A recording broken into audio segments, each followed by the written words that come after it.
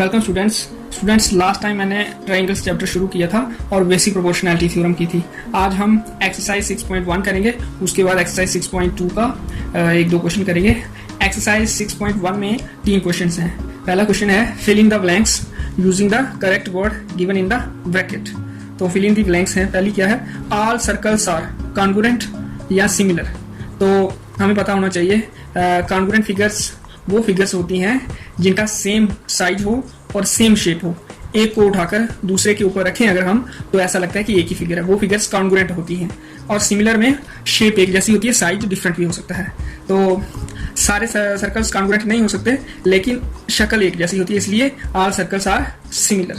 तो दूसरी में ऑल स्क्वायर्स आर, ऐसे ही स्क्वायर्स के लिए भी शेप सभी स्क्वायर्स की एक जैसी होती है, इसलिए सभी स्क्वायर्स सिमिलर होते हैं बट नॉट कॉन्ग्रुएंट। कॉन्ग्रुएंट नहीं आ सकता यहाँ, क्योंकि अगर एक स्क्वायर छोटा है एक बड़ा है तो फिर वो कॉन्ग्रुएंट नहीं हो सकते। कॉन्ग्रुएंट फिगर्स वो होती हैं अगर एक फिगर को उठा के हम दूसरी फिगर के ऊपर रखें तो हमें ऐसा लगता है कि एक ही फिगर है। तो इसलिए पहली दोनों फिल इन द ब्लैंक्स में सिमिलर आएगा। थर्ड है all blank triangles are similar. तो कौन सी ट्रायंगल से सिमिलर होती हैं सभी? ये होता है इक्विलैटरल ट्रायंगल। इक्विलैटरल ट्रायंगल सभी सिमिलर होती हैं। इक्विलैटरल वो ट्रायंगल होती है जिसकी तीनों साइड्स इक्वल हो।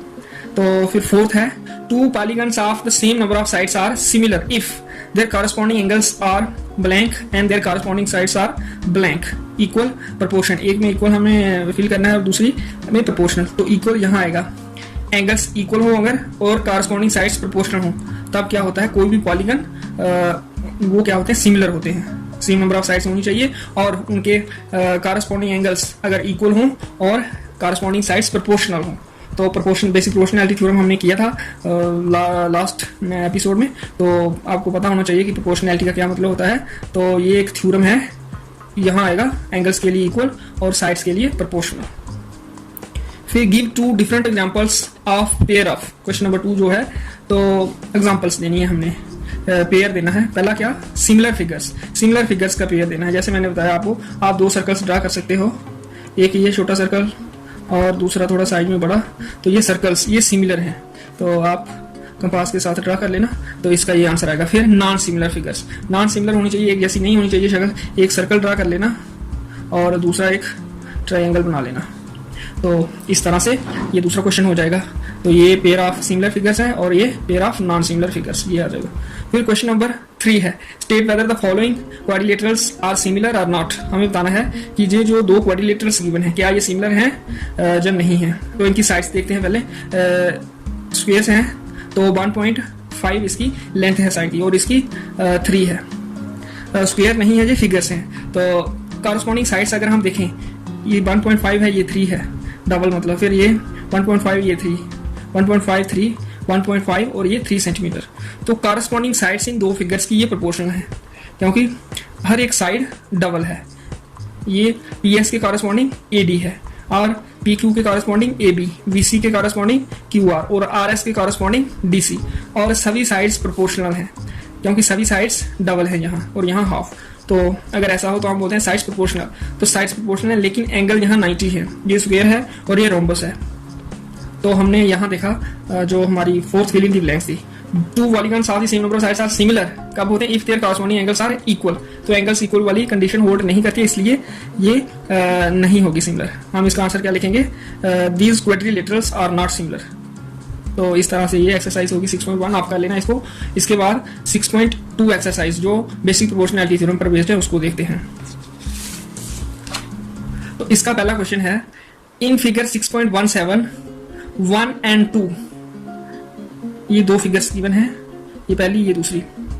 DE parallel BC, find EC इन 1 में हमें EC फाइंड करना है, ये वाला पोर्शन यहां से लेके यहां तक ये क्वेश्चन मार्क रखा हुआ है। एंड AD इन सेकंड, और सेकंड में AD ये वाला पोर्शन फाइंड करना है। तो बेसिक प्रोपोर्शनैलिटी थ्योरम की हेल्प से ये हम करेंगे फाइंड। तो बेसिक प्रोपोर्शनैलिटी थ्योरम क्या बोलती है, अगर किसी ट्रायंगल में हम एक लाइन ड्रा करें एक साइड के पैरेलल, जैसे DE VC के पैरेलल है, तब DE क्या करती है, अदर 2 साइड्स को सेम रेशियो में डिवाइड करती है। मतलब AD upon VD equal to AU upon CE होगा। ये गिवन है पैरेलल DE पैरेलल BC, यहाँ भी DE पैरेलल BC। तो हम लिखेंगे by basic proportionality theorem, basic proportionality theorem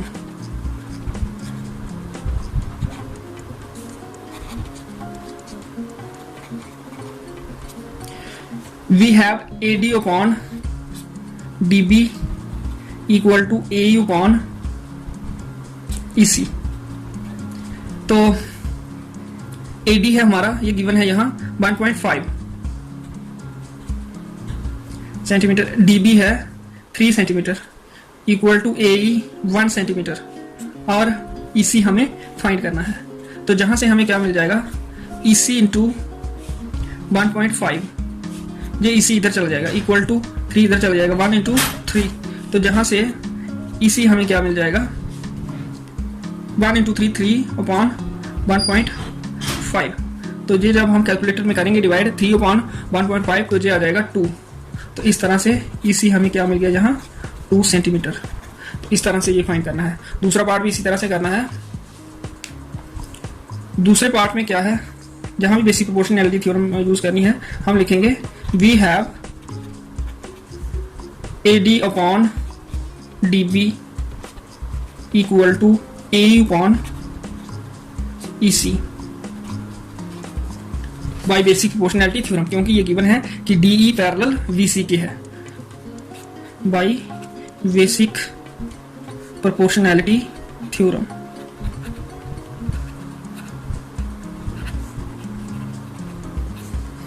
which implies A D find करना है हमें,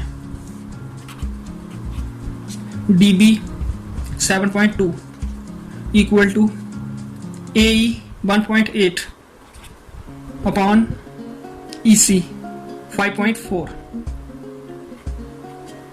विच इम्प्लाइज यहां से हमें ए डी क्या मिल जाएगा, 1.8 इंटू 7.2, ये 7.2 इधर चला जाएगा, अपॉन 5.4। तो जहां से हमें क्या मिल जाएगा, 1.8 डिवाइडेड बाय 5.4, तो यहां आ जाएगा 7.2 इंटू 3, 1.8 एंड 5.4। 1.8 के टेबल में ये दोनों आते हैं, 1 इंटू 1.8 और 3 इंटू 1.8 इक्वल टू 5.4।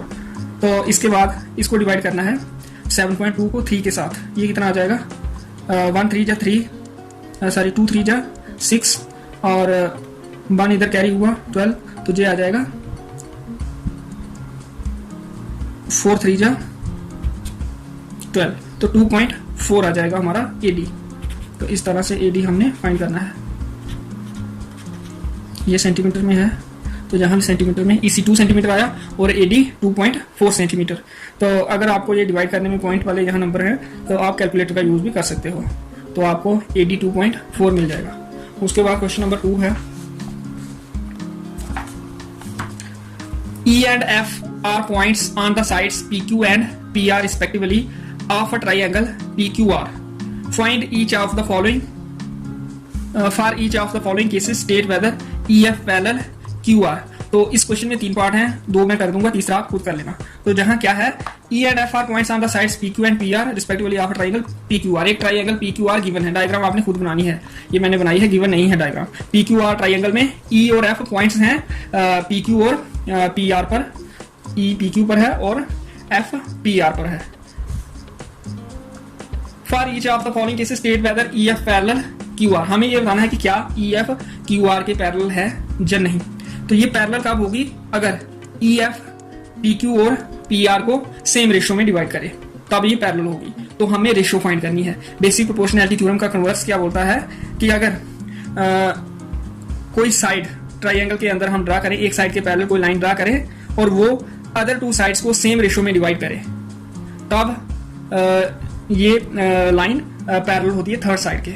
तो जहां हमें यही फाइंड करना है रेशो। अगर रेशो हमारी सेम आएगी तो ये पैरेलल होगी, अगर रेशो सेम नहीं आएगी तो EF QR के पैरेलल नहीं होगी।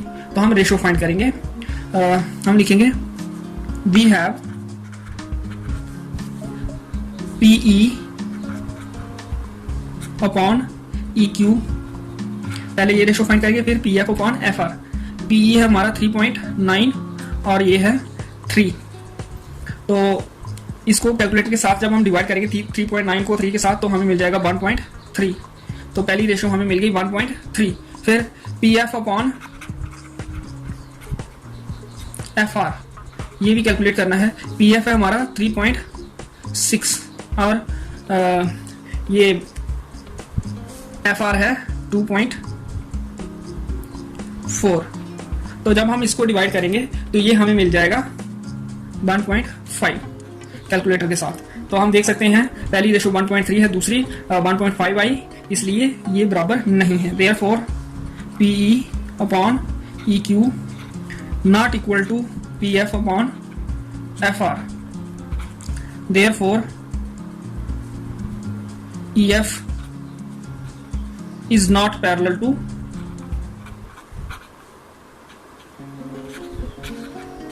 Q R. इस तरह से अगर ये हमारा इक्वल आ जाता तो हमने लिखना था therefore E F is parallel to Q R. तो फिर दूसरा पार्ट है, इसको देखते हैं। यहाँ कितना गिवन है, इसी तरह से पी क्यू आर ट्राइंगल है और पी ई 4 सेंटीमीटर गिवन है, क्यू ई 4.5, उसके बाद पी एफ 8 सेंटीमीटर और एफ आर जहाँ आर एफ 9 सेंटीमीटर। तो हम फाइंड करेंगे सबसे पहले we have P E upon E Q या Q E, P E upon Q E Q या Q E equal to 4 upon 4.5। तो इसको कैलकुलेटर के साथ हम कर सकते हैं डिवाइड, तो नहीं तो ऐसे भी रख सकते हैं 4 अपॉन 4.5। फिर दूसरी ratio now P F upon F R, P F upon F R equal to P F है हमारा 8 और एफ आर है 9। तो 2 से अगर हम कट करें तो जहाँ आ जाएगा 4 और जहाँ 4.5, तो ये रेशो भी आ गई हमारी 4 अपॉन 4.5। तो दोनों रेशो इक्वल आ गई जहाँ। तो 4 को 4.5 के साथ डिवाइड करके हम एक नंबर भी फाइंड कर सकते हैं, ये पॉइंट में आएगा। तो 8/9 भी उतना ही आएगा क्योंकि 8/9 भी 4.5 के बराबर है, तो इसलिए ये रेशो इक्वल है। Therefore P E upon Q E is equal to P F upon F R. तो अगर ये बराबर है तो उसके बाद लिखना आपने therefore E F is parallel to Q R. तो यही हमने फाइंड करना है। इस तरह से ये दूसरा क्वेश्चन करना है, थर्ड पार्ट आप खुद कर लेना। तो आज के लिए इतना ही।